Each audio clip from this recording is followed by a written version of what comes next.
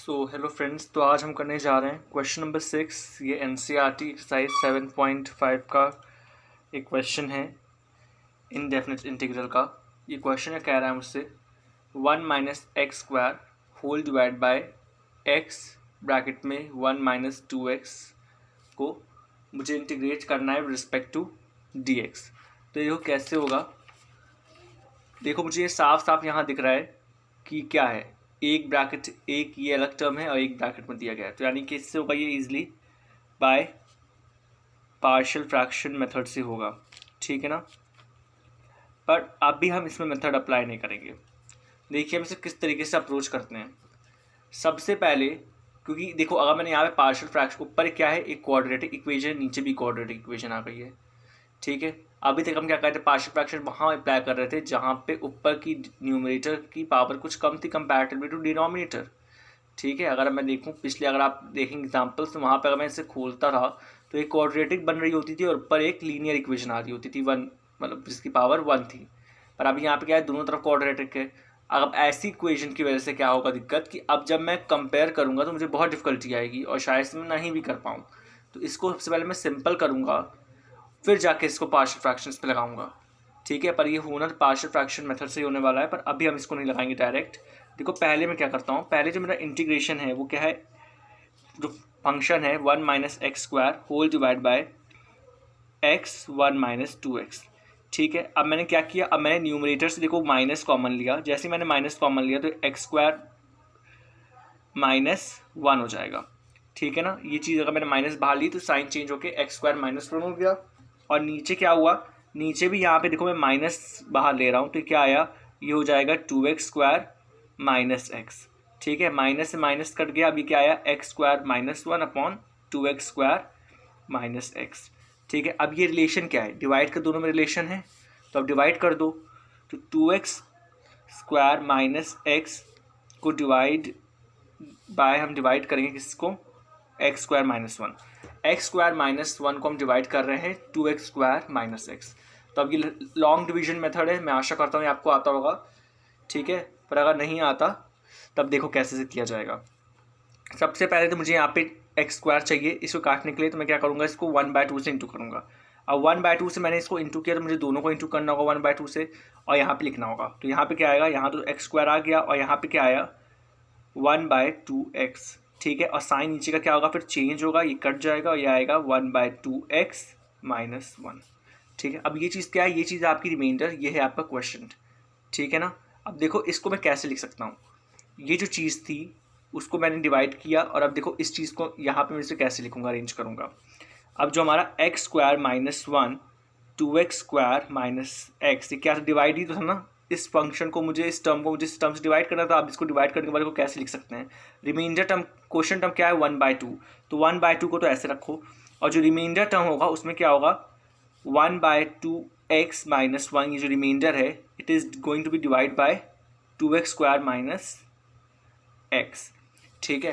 तो यहाँ पे हमने क्या किया, यहाँ पे हमने कुछ नहीं किया, बस इसको इस तरीके से लिख दिया, ठीक है ना। ये छोटी क्लास में पढ़ाया गया होगा, मैं आशा करता हूँ आपको आता है। अगर नहीं आया तो आप इसको देख के भी एक बार समझ सकते हैं कैसे हमने क्वेश्चन और रिमाइंडर को यहाँ पे पुट किया है। क्वेश्चन को डायरेक्ट ऐसे पुट कर दिया, जो रिमाइंडर है उसको ऐसे लिखा गया है, ठीक है। रिमाइंडर जिससे हम डिवाइड कर रहे थे, तो इस चीज़ को हम ऐसे भी लिख सकते हैं और ये ऐसे बनी है, ठीक है। अब नेक्स्ट स्टेप में आगे बढ़ रहे हैं। तो यानी क्या, ये तो 1/2 हो गया। अब इसको आप सॉल्व करेंगे तो क्या आएगा, x माइनस 2/2, ठीक है। और यहाँ पे क्या है, यहाँ पे तो x कॉमन लो, तो ये क्या आ जाएगा, ये आ जाएगा आपका 2x माइनस 1, ठीक है। अब तुम यहाँ पे देखो अच्छे से, अगर मैंने 1/2 यहाँ पे रखा है ऐसे ही, ठीक है। अगर मैं गौर करूँ तो 2x square minus x, 2x square minus x, ये डिनोमिनेटर वैल्यू देखो यहाँ पे है, ठीक है। देखो गौर देखो यहाँ पे है, और यही चीज़ 2x स्क्वायर माइनस एक्स ये है, और इसी को मैंने ऐसे भी लिखा है, ठीक है। और ये डिनोमिनेटर वैल्यू ये बनी कैसे थी, ये एक्चुअल वैल्यू देखो क्या थी, ये थी। मैंने क्या किया था, माइनस बाहर लिया था, तब जाके आई थी ना वैल्यू ये, तो ठीक है। इस चीज़ को आप ध्यान रखिए। अब मैं क्या करूँगा, देखो यहाँ पे सबसे पहले तो मैं इसको 1/2 ब्रैकेट के बाहर ले रहा हूँ और यहाँ पे x minus 2 upon x 2x minus 1, ठीक है, ये मैंने एक ब्रैकेट में लिया। अब मैंने क्यों लिया ऐसा, क्योंकि अब देखो जो इस फंक्शन की जगह इंटीग्रेशन में क्या देखो दिया गया, हमें ये फंक्शन दिया गया इंटीग्रेशन में, और इसको मैंने किस तरीके से मैं लिख सकता हूँ, इस तरीके से। तो यानी अब इंटीग्रेशन में जो हमारा देखो इंटीग्रेशन हमारा था वो क्या था, 1 minus x square upon x 1 minus 2x denominator में dx को मुझे इंटीग्रेट करना है। अब इस पूरे टर्म की जगह मैं क्या लिख सकता हूँ, जो कि ये टर्म है, इस पूरी टर्म की जगह जो कि ये टर्म है, जब मैंने माइनस कॉमन लिया था न्यूमरेटर डिनोमिनेटर तो ये बना था। अब इस टर्म को मैं कैसे लिख सकता हूँ, ऐसे। तो यानी 1/2 plus 1/2 x minus 2 divide by x 2x minus 1, ठीक है, इसको मैं इंटीग्रेट करूँ dx में तो मेरी चीज़ सेम होगी जो ये है, ठीक है। आप देख लीजिए एक बार और अच्छे से समझ लो। ये टर्म को मैंने पहले क्या किया, दोनों से मैंने माइनस कॉमन लिया तो ये बना, जो कि ये आया। फिर मैंने इसको डिवाइड करके, मैंने बताया कैसे इसको डिवाइड करके हायर डिवीजन मेथड से इसको हम ऐसे लिख सकते हैं। और तो यही चीज़ तो ये चीज़ है, और ये चीज़ एक्चुअली में क्या है, जो फंक्शन में दिया गया था वो है। तो अब हम यहाँ पर इसको इंटीग्रेट करते हैं। सबसे पहले तो इंटीग्रेशन तो बहुत ईजी दिख रहा है, सबको यहाँ पे अलग अलग कर लो। 1/2 इंटीग्रेशन कॉन्स्टेंट के बाहर dx, इसका इंटीग्रेशन तो ईजी कर ही लोगे, ठीक है। 1/2 और यहाँ पे वो क्या है, वो इंटीग्रेशन के बाहर लो, ये कॉन्स्टेंट है, x minus 2 upon x 2x minus 1 dx, ठीक है। अब इसका इंटीग्रेशन क्या हुआ, x/2, ठीक है। ये तो चलो हो गया, ये 1/2 है, मैंने इसको डायरेक्ट ऐसे लिखा है, 1 नहीं लिखा मैंने यहाँ पे, x/2 लिख लिया, पर 1/2x है, ठीक है। इसका इंटीग्रेशन x आएगा, 1/2 पहले से ही है। अब बात है इससे कैसे किया जाएगा। अब देखो हमने क्या किया था, अब देखो जो ऊपर मेरी चीज़ें क्या है, एक लीनियर है और नीचे क्या है, क्वाड्रेटिक है।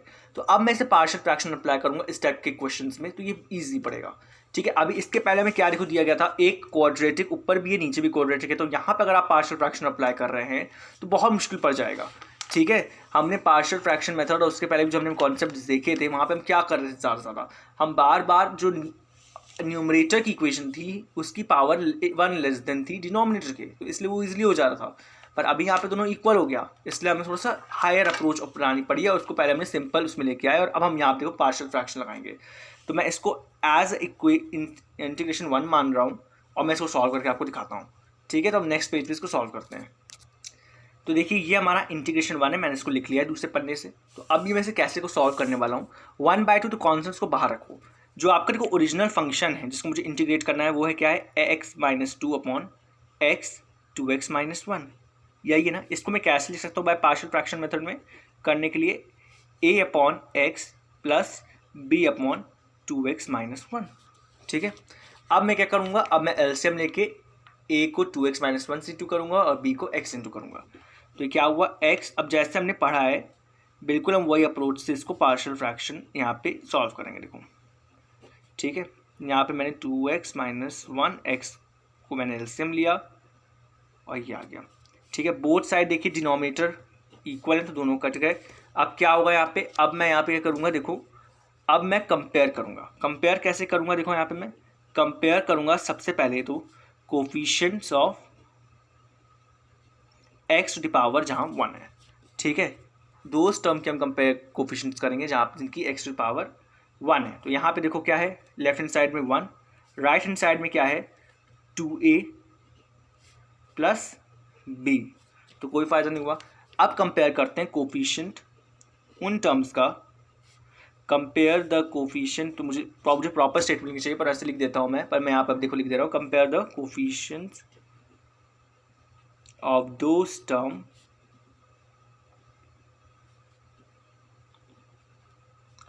who has x is equals to 0 which means constant term, क्योंकि x equal to 0 क्या होता है 1, और 1 से कुछ भी मल्टीप्लाई कर रहे हो तो वही चीज़ आने वाली है।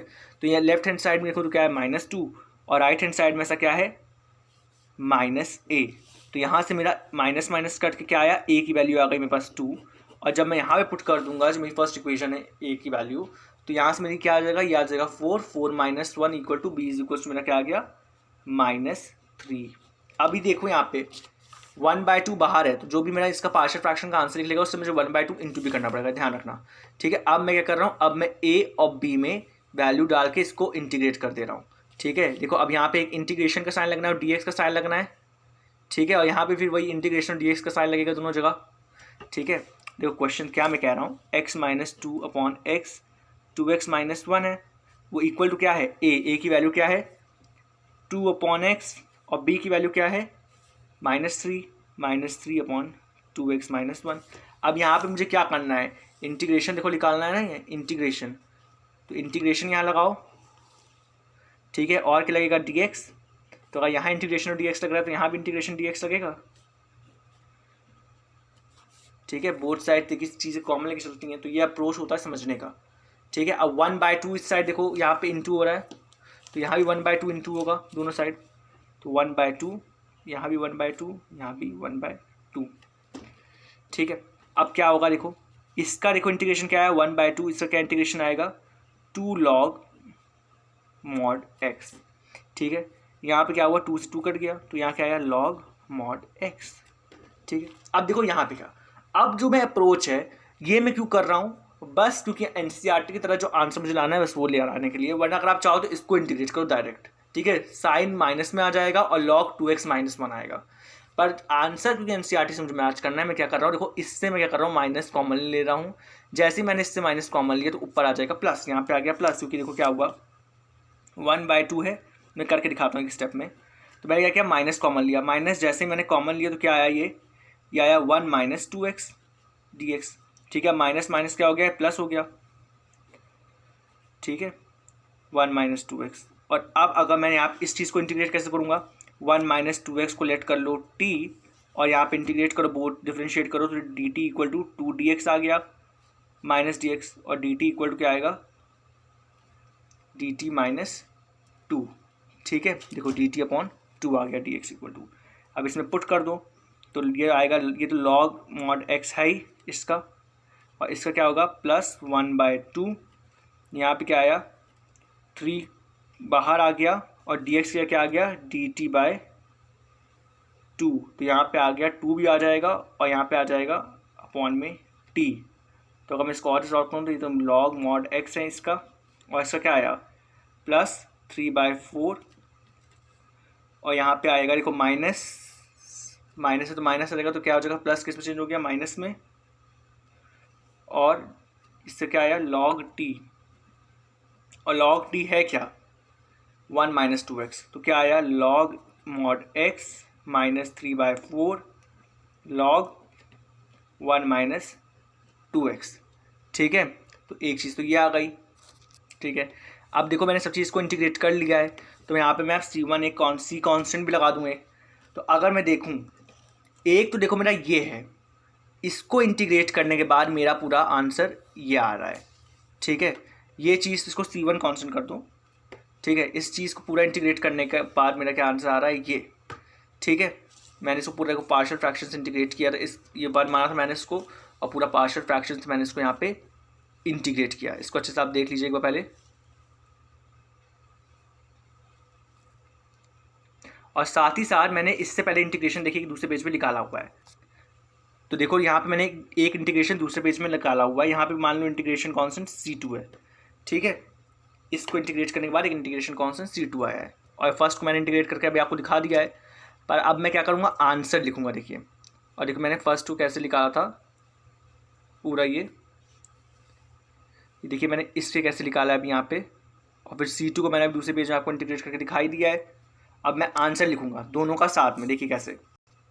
तो अब मैं आंसर लिख रहा हूँ, देखिए तो आंसर क्या है x/2 plus log mod x minus 3/4 log 1 minus 2x mod में प्लस c1 प्लस c2। ठीक है, अब बोथ इंटीग्रेशन कांस्टेंट को आप कॉमन है क्योंकि कॉमन टर्म्स की तरह है, तो उनको आप मान लो c1 प्लस c2 इक्वल क्या है c है।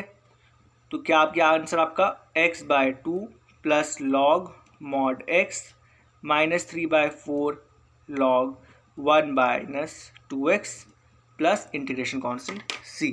ठीक है, तो मैं इसको मार्क कर दे रहा हूँ, और ये हो गया हमारा आंसर। ठीक है, एक बार इसको अच्छे से देख लीजिए, आराम से कीजिए, कोई जल्दबाजी नहीं है क्योंकि बहुत छोटी गलती होती है। अच्छा देखो यहाँ पे मैंने ये जो चीज़ करके आपको दिखाई थी, अगर आप नहीं भी करो, यानी अगर आप इस चीज़ को डायरेक्ट ऐसे ही करके सॉल्व करो, इंटीग्रेट करो, सिंपल भी ऐसे भी इंटीग्रेट हो सकता है। ठीक है, ऐसी बात तो नहीं कि अगर इसको तुमने टी मान लिया तो इंटीग्रेट होगा नहीं है, तब भी हो सकता है। पर क्योंकि मुझे एनसीईआरटी की तरह क्वेश्चन लाना है, आंसर लाना है, बहुत बच्चे चाहते हैं कि एनसीईआरटी की तरह उनको आंसर आए बिल्कुल सेम, तभी विश्वास करते हैं क्वेश्चन सही है, वरना मैं सब सोचते हैं गलत है, तो इसलिए मैं नहीं करके दिखाया है। वरना मैं चाहता तो मैं डायरेक्ट इसको यहाँ से 1 - 2x को भी 1 - 2x को नहीं, यहीं पे सॉरी यहाँ पे 2x - 1 को टी मान लेता और इसको इंटीग्रेट कर देता, पर मुझे एक माइनस कॉमन लेके ये 2 स्टेप बढ़ाने पड़े ताकि मैं एनसीईआरटी का जो आंसर है बिल्कुल उसकी तरह मैच करा सकूँ। Thank you for watching this video, hope you like the video.